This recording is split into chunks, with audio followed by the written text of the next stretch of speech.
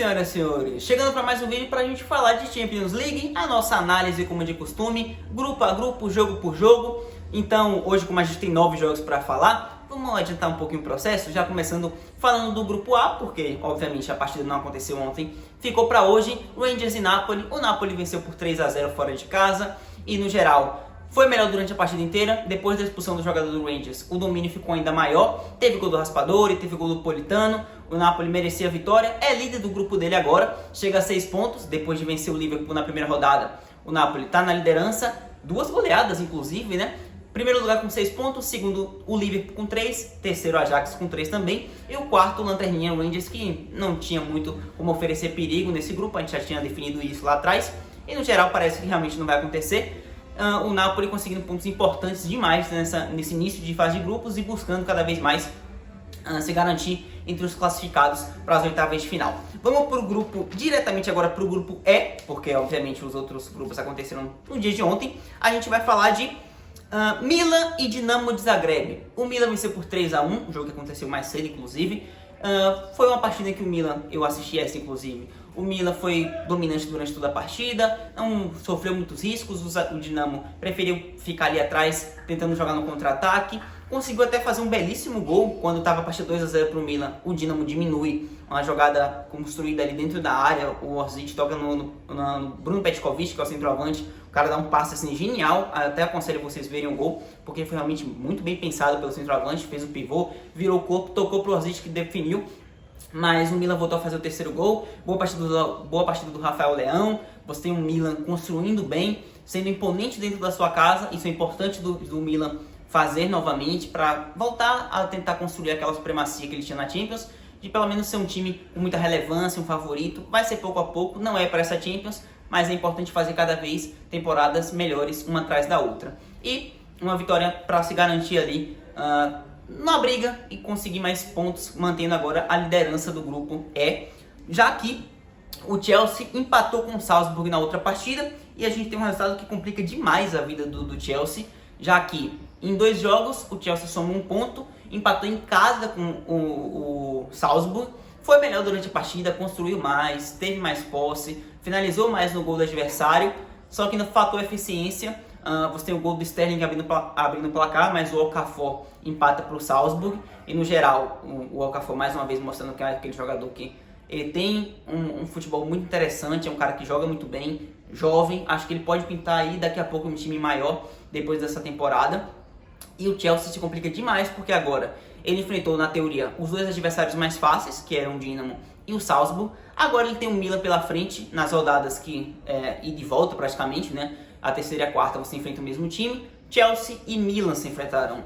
Então o Chelsea precisa pontuar, sim, precisa de uma vitória, eu diria, no mínimo, nessas 2 partidas para pensar em classificação, porque com esses resultados iniciais se complicou demais. Hoje mesmo jogando melhor ficou no empate, e aí agora Chelsea e Milan se enfrentarão, o Milan buscando se distanciar na liderança e o Chelsea buscando acordar urgentemente, porque a partir de terceira rodada, amigo, a situação fica complicada. O cenário do grupo é Milan em primeiro com 4 pontos, Dinamo em segundo com 3 pontos, Salzburg em terceiro com 2 e o Chelsea amargando a lanterna com 1 ponto.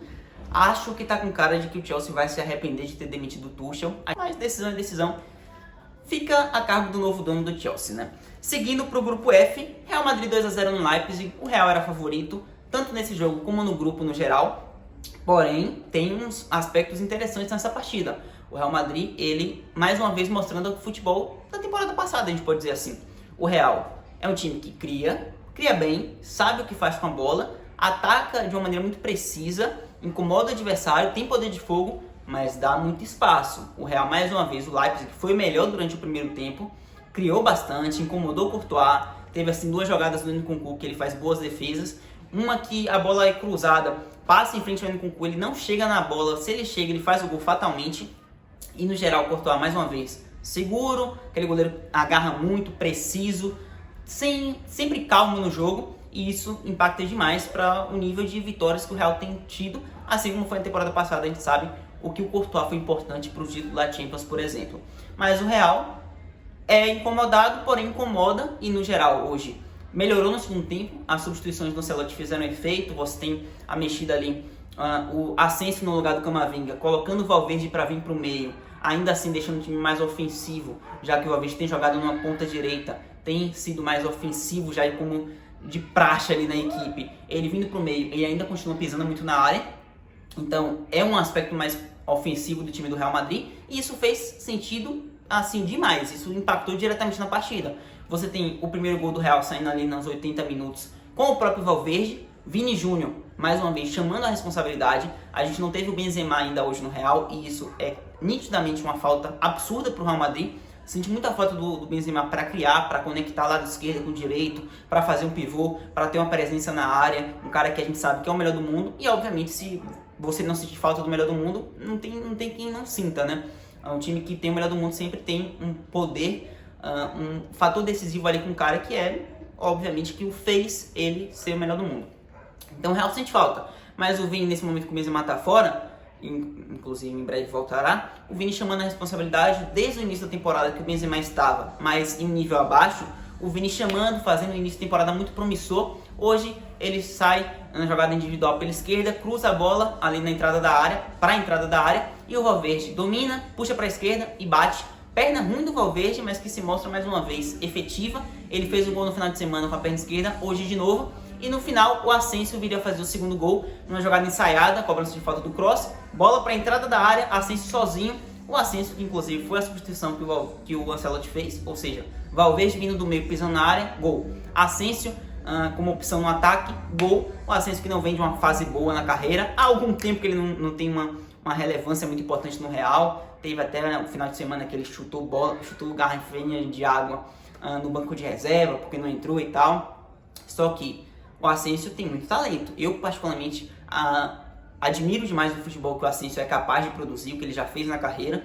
E a perna canhota dele, cara, ele finaliza muito bem. Ele pode estar mal, mas não se esquece como chuta. E hoje ele mostrou perna esquerda calibrada, chute de primeira no canto do goleiro, canto alto.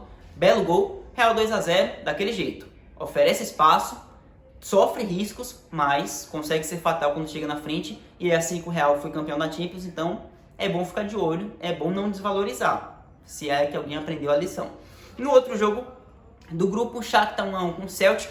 A gente tem um Celtic que foi melhor durante a partida. Você pega os números, o Celtic teve mais posse, aparenta que estava jogando em casa, teve quase que o dobro de finalizações, só que acabou não aproveitando a oportunidade, não foi efetivo o suficiente. O Shakhtar, mais uma vez, contando com o Mikhailo Mudryk, que é um ucraniano que já tem chamado a atenção de time, inclusive da Premier. Se não me engano, ele tem 19 anos, o Mudryk. É um cara bom de bola, ponta esquerda, rabisqueiro, rápido. Hoje fez mais um gol. E, no geral, o Shakhtar empatou no jogo.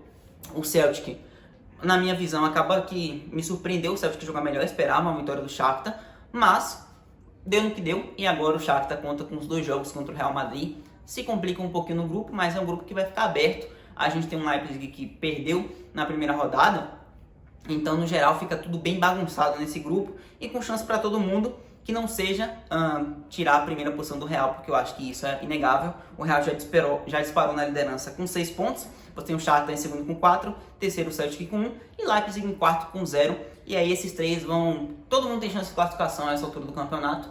Vai ser uma degladiação em busca dessa segunda vaga. Grupo G, a gente tem que falar do City, 2-1 em cima do Borussia, lei do ex do Haaland. E cara, o que mais me impacta nesse jogo, o que mais fica de recado pra mim é quem vai segurar o City com o Haaland.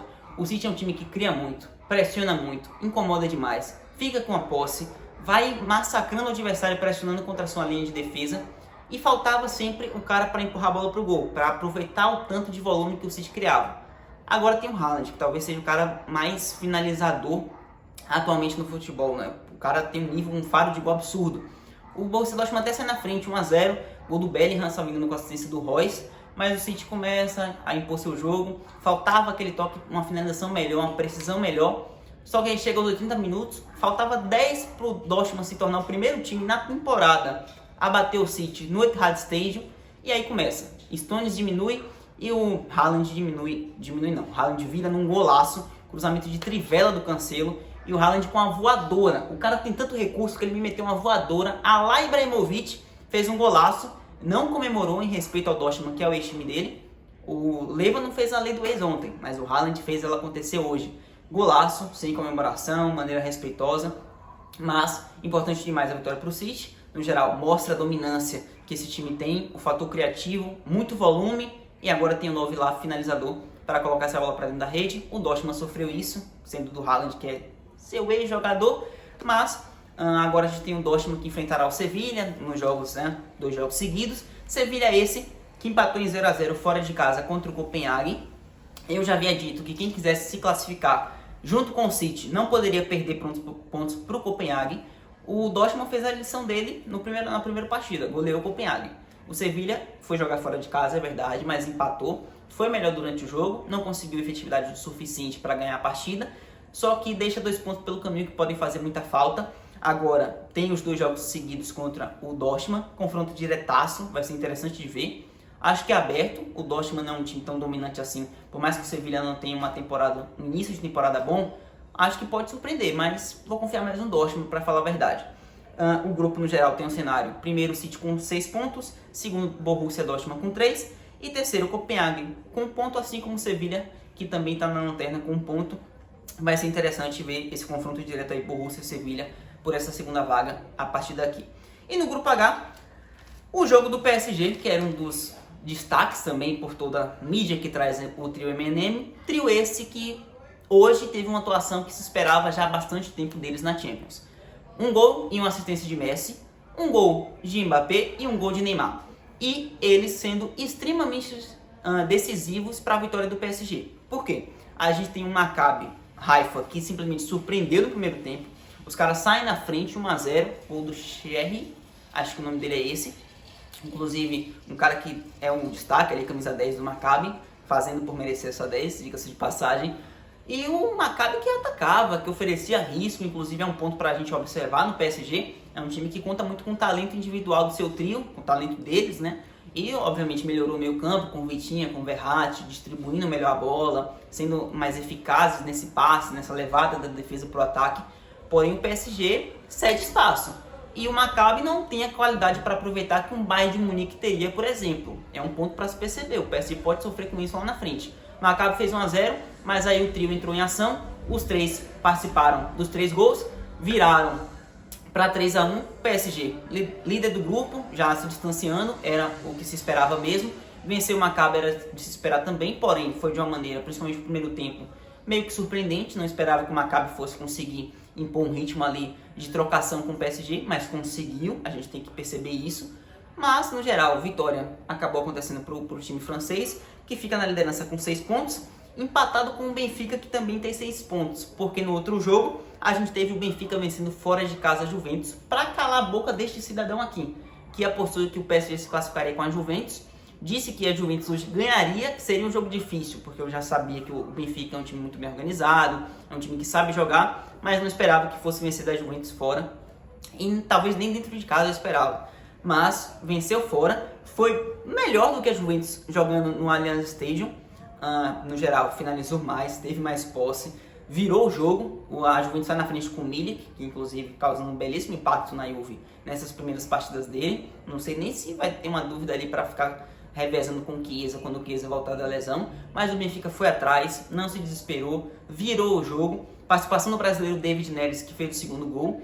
Benfica consegue uma situação maravilhosa, fez o dever de casa contra o Maccabi, que obviamente quem quisesse passar com o PSG teria que fazer, não poderia perder ponto. O Benfica não perdeu. Agora vence a Juventus, que é o adversário direto, fora de casa, consegue uma situação assim dos sonhos. Obviamente tem agora 2 jogos contra o PSG, é complicado dizer que o Benfica vai ganhar um jogo do PSG, mesmo jogando em casa, mas tá jogando futebol interessante. O PSG é um time que cede espaço, quem sabe, né?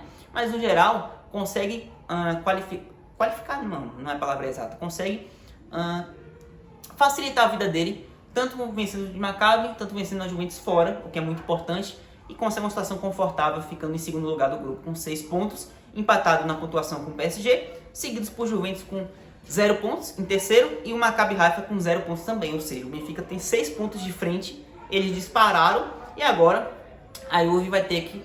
A Juve pode empatar nas 2 próximas rodadas. O Benfica, se perder os 2 jogos para o PSG, é uma possibilidade, a Juventus tem agora que fazer o dever dela contra o Maccabi Haifa. São 2 jogos para empatar em 6 pontos e depois se matar com o Benfica lá em Portugal. é o que promete também para essa reta final desse grupo, que nem é reta final ainda. Mas no geral é isso, acho que o vídeo já está longo demais, mas é daquele jeito, a gente analisa grupo por grupo, jogo por jogo, e eu espero que vocês tenham gostado. Não se esqueçam, semana que vem mesmo pique, o vídeo pode ser um pouco mais tarde, mas vocês sabem, eu demoro, mas eu venho. É aquela coisa, o homem aqui faz faculdade, trabalha, tudo no mesmo dia. Hoje já está complicado demais para fazer esse vídeo nesse horário, só que a tendência é que piore. Vou demorar, mas vou chegar. Esqueçam, não esqueçam, anotem. No geral é isso, valeu, me aguardem para semana que vem, talvez um videozinho no final de semana. Se inscreve se você chegou agora, se você chegou também antes, comenta, curte, compartilha, que ajuda demais. Tamo junto, tchau!